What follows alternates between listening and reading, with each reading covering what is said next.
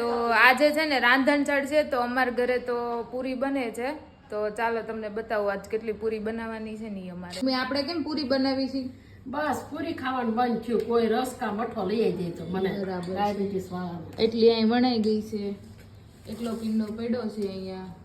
તમે કેટલી વેરાયટી બનાવી? મેં 2 શાક, 1 ચટણી અને દહીં તૈયારી કરી લઈ. શાકમાં શું બનાવ્યું? સેવ ટમેટા અને આ ભરેલ ભીંડી અને ચટણી. અહીંયા દૂધ મેળવવાનું છે. ભીંડા કાલ માટે છે. આજે સેવ ટમેટો છે. બરાબર. અને એટલું બધું કેમ કારે? કાલનો સ્ટોક.